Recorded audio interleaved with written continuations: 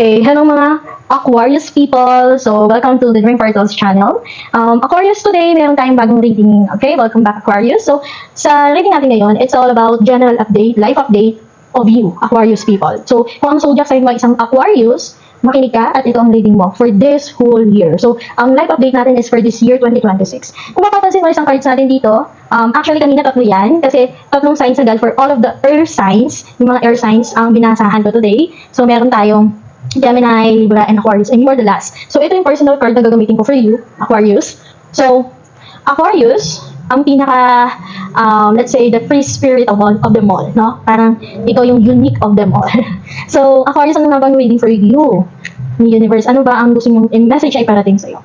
Okay. So, pag sinabi natin life update, Aquarius, it goes around, no? Kung all about relationship, finances, anything, no? Kung ano man. So, kung anong ibigay sa atin ni universe, yun ang babasahin natin. So, may nalaglag ditong card. Okay, first of one is we have the Page of Swords. Okay. Page of Swords. Yung itsura mo dito, parang ikaw na ikaw, Aquarius. No? Parang ikaw talaga yan. Parang dumadaan ka sa isang hindi magandang pangyayari sa buhay mo ngayon, pero minamani mo lang. Kumbaga, wala akong dadaanan, I can use my sword as a bridge. So, yung kasi ugali ng mga air signs kasi usually, no? Lalo ka na Aquarius. Yung gagawa ka ng paraan para ma-resolve mo yung problema. Okay? Oops. Yung cards sa iyo, Aquarius, sila mismo lumalabas yung fairness, ha? Seven of Wands. Ay, sorry. Tama. Seven of Wands. Nalito na. So, Seven of Wands. Okay. Mukhang may pinagdadaanan ka nga ngayon, Aquarius. Pero, ang nakikita ko sa iyo, tuloy ka pa din sa buhay mo, in fairness sa iyo, ha? Dead ma ka lang. Okay? Ang galing. Ang galing, Aquarius. Okay, next, dalawang card agad. But this one is in reverse. This is the Hermit. But it's in reverse. And then we have the Nine of Cups. Wow. Okay. As a free spirit, di ba sinabi ko kanina, gusto ka na reading mo, Aquarius, you need to do that now. Sabi dito, Aquarius, for the long period of time, let's say last year, ito yung energy mo, the Hermit. Yan, no? Mag-isa, malungkot, parang, hindi mo as in yung mag-isang malungkot na kawawa, no? Yung parang bang solitude, no? Parang, you're being of yourself muna, nagiging aware ka muna sa sarili mo, sa paligid mo. Kumbaga, nag-stop ka muna for a while sa mundo ito, na makamundo. Okay? So, nag-focus ka muna doon sa awareness mo sa paligid mo, sa sarili mo, ganyan. Then this time, you need to go out on your shell na. Kailangan mo na lumabas. Kailangan mo magpa-araw, magpahangin, mag-enjoy, magpakasaya. This time, you need to do that na. Kasi ang dami mong pinagdaanan last year. Ang nakikita ko, alam mo, Aquarius, ikaw no, pinapakita mo sa akin nangyari sa'yo from the past, last year, na ngayon, gusto mo naman makita anong magaganap sa'yo this year. Para naka-transition tayo from 2025 to 2026. So, yun nga. Naka-hermit mode ka kasi ang dami mong naganap sa'yo last year, but this time, you were in the Nine of Cups, so magpakasaya ka. Okay? As a free spirit like you, Aquarius, you need to do it this year. Next, we have the Chariot, but it's in reverse. Interesting. Ano kaya ibig sabihin niyan? Okay, let's have another cards. Let's find out. I need a clarification for that. Knight of Swords. Upright. Pansin mo itong Knight of Swords. Ang bilis niya, di ba? Ito yung pinakabilis sa lahat ng Knight eh. Okay, Knight of Swords, but it's in reverse. But this one, ang nalubos kanina is the Chariot, and it's in reverse. Si Knight of Swords, upright siya. Kasi mabilis, may success kung Chariot to. No? Maganda to eh, kung naka-upright. Pero siya, in reverse. Okay, let's find out more. Okay? Wait lang, baka yan ang pumitigil sa'yo, bakit ka hindi nagpapakasaya this year? Kasi parang may agam-agam ka pa, wait lang. Six of Swords. Okay. Nandun ka pa din sa moment mo na malungkot ka. Okay? Ibig sabihin, Aquarius, nandun ka pa din sa state ng buhay mo ngayon, kaya siguro lumabas pa din yung mga cards mo na yan. Nandun ka pa rin sa state mo na, syempre, hindi naman madaling kalimutan ng lahat. Pero nandun ka pa rin sa stage na malungkot ka pa din. And then, nandun ka sa stage na, magpapakasaya ba ako, lalabas ba ako, or magkukulong lang ako dito, at alalahanin ko lahat ng mga masasakit na nangyari sa akin. So, nandun ka sa state na gano'n. Hindi halata sa'yo, no? Pero ganun ka ngayon.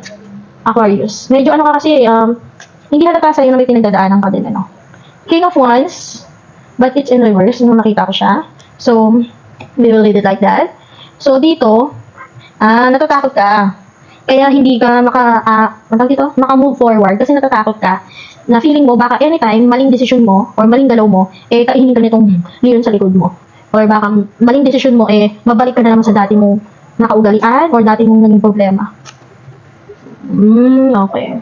Ten of Cups and it's in reverse. Malungkot ka. Aquarius. Malungkot ka. Pero sabi dito sa card mo, pansin mo ito sa gitna, siya lang yung tanging bukod tanging nagpapakita sa'yo na kailangan mo maging masaya. Malungkot ka. Kung may karelasyon ka ngayon, Aquarius, nakikita ko parang hindi kayo okay ng karelasyon mo. Ganun nakikita ko. Emotionally speaking, ha? Ibig sabihin, emotions tayo. We're focused sa emotions. Parang you're not happy, but you need to be happy. Kaya ang gulo, no? Knight of Swords, tapos sumunod si the Chariot, but it's in reverse. You're not happy, but you need to be happy. Siguro buntis ka, tapos dapat maging masaya ka kasi buntis ka, pero malungkot ka kasi alam mo mahirap ang buhay. Yung ganon. Parang ganon. Seven of Swords, but it's in reverse. Okay. Ano ka nga?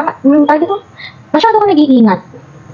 You need to bring back the carefree of yours, Aquarius. Kasi sa tatlong signs, sa mga air signs, ikaw yung pinakakaiba sa lahat. Ikaw yung you do what you do. I mean, you do what you think na kakaiba. You always do out of the box. Ano ba yun? Parang, you're rare. Kaya, ang gulo, kung aanuhin mo ang sarili mo, ikukulong mo sa posisyon na you're not belong. Okay? Kasi you're not like that, Aquarius. Three of Cups, ayun mo, magiging masaya ka din naman. Okay? May mga magsusupport din naman sa'yo at may celebration ako nakikita mangyayari dito. Maaaring buntis ka nga, at mga anak kasi kung na-stress ka, paano mo palalakihin, dahil sa hirap ng buhay, o na-stress ka kasi bukod pa doon, bago pa dumating yan, may problema meron ka ng problema kinakaharap, you need to be happy. Okay? You need to focus sa blessings of binigay sa'yo. Kasi having a baby is also a blessing. Okay? Having a good relationship with your partner, with your siblings, with your family, it's also a blessing. And having a good relationship with yourself, it's a blessing. So, huwag mo masyadong saktan yung sarili. Okay? Maging masaya ka. Six of Wands. Success to, oh. Pero it's in reverse. Ayun, no? Parang meron kang kinakatakutan. Parang meron kang, tingnan mo, lumabas 3 of Cups, upright, ang ganda. Sumunod, 6 of Wands, naka-reverse, hindi maganda. 50-50 ka, Aquarius. 50-50 ka this year. It's either masaya ka, hindi. Masaya, hindi. Yung parang bang masaya ka ngayon, tatawa ka ngayon, mamaya, umiiyak ka. Ganon ka, Aquarius. Ganon ka ngayong taon. Pero pinapakita dito sa cards mo, you can be happy for this whole year if you want to. Nasa sa inyo yun, Aquarius. Sa lahat ng signs natin or signs, nasa sa inyo kung sasaya kayo this year.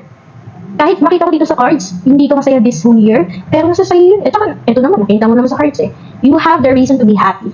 But, most of the time, you're choosing not to be happy. Ace of Pentacles, hindi madali, unti-unting babangon ka, at magiging maganda to. Kung baga nagtatanim ka this year, parang ang motto mo is like, nagtatanim ka ngayon this year. So, anong gusto mong anihin next year? Ano bang gusto mong matanggap next year? Aquarius. Malungkot ba? Masaya. So, kung gusto mo ng masaya, ngayon pa lang taon na to, dapat nagtatanim ka na ng kasiyahan. Kung gusto mong maging malungkot next year, o ngayong taon, di magtanim ka ng kalungkutan. Yun lang naman eh. You get what you give. No? The universe will give what you give. Parang give back lang naman to. Okay? It goes around. What comes around, goes around. Diba? So, kung ang itinanim mo ay galit din ang ibabalik sa'yo. Kung ang itinanim mo ay lungkot din ang makukuha mo. So, Aquarius, huwag ka masyadong ma-stress. Okay? O, lutang ka lagi. Lagi kang lutang. Lagi kang out of your mind. You need to be present. Aquarius, alam ko, that's also your sign eh. Okay? But you need to be present. You need to. Okay? Queen of Wands. Babalik ulit na sila, magiging masaya ka ulit. Again, magiging masaya ka if you really want to. And if you will do it as well. So, nasa sa'yo. Last card for you. In the end, magiging maayos din ang lahat. 6 of Cups eh. Alam mo yung kinalulungkot mo ngayon kung anak yan, huwag ka mag-alala pagdating ng panahon, yan din magiging reason ba't ka magiging masaya. So, huwag ka na malungkot. Aquarius. Sinasabi sa inyo universe, huwag ka masyadong malungkot. Huwag ka na magkulong sa bahay mo, sa kwarto mo. Magpakasaya ka. Lumabas ka. Magpahangin ka. Makipag-celebrate ka. Mag-celebrate ka. Every day is a celebration of yourself. No? Magising ka sa araw na to, buhay lahat ng mahal mo sa buhay. Buhay ka. Nagawa mo yung dapat mo gawin sa araw na to, celebrate it. Every day is a celebration. Hindi lang tuwing birthday, hindi lang tuwing may okasyon. Hindi lang tuwing bagong taon, kailangan maging bagong buhay mo. Every day could be a celebration. Every day could be a new day for you. And that is a celebration that you need to celebrate. Aquarius. So, sabi dito, the return. Pagbabalik mo, a new story, you decide. Alignment, it's coming together. It's your return. Di ba? Ano sabi kasi niya, no? I shall return. Ang muli mong pagbabalik, dapat a new version of yourself. A happier version of yourself. Okay? Hindi yung malungkot na version. That's not you, Aquarius.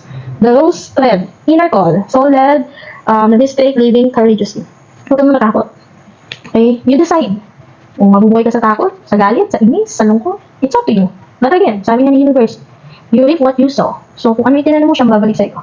Kahit maganda yung naka-align para sa'yo, pero kung hindi mo ito tatanggapin at hindi mo aalagaan yung ingatan, masasayang din. Angel Light, spiritual or religious community. Join with like-minded people for friendship and increased spiritual growth. Di ba sabi ko sa'yo, lumabas ka. So, pwede ka makipag-friendship with the people around you na maganda. Hindi yung makikipagkaibigan ka sa mga malulungkot ng buhay, mga may issue, mga puro chismis lang. Makikipag-collaborate ka sa mga tao magiging masaya ka. At the same time, mas mapapalapit ka sa Diyos. Okay? Anything goes with the prayer. So, ipagdasal mo yan. Hindi madali ang buhay. Pero madaling lumapit sa Panginoon kung gugustuhin lang natin lahat. Okay? So, tandaan mo, Aquarius, this year is your new year. It's your comeback.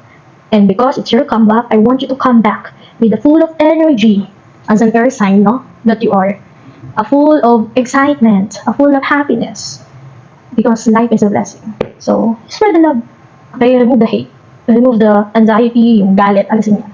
So, thank you for listening, Aquarius. If you like this reading and it resonates with you, you can also watch other videos that I have. Okay, may mga Pika cards reading ko doon. It could resonate as well to you. You can also subscribe in my YouTube channel so you can be updated every now and then when I post anything. Okay, so Aquarius, again, be happy and stay with God as always. Thank you for listening, Aquarius, and we'll see you again in my readings. Bye!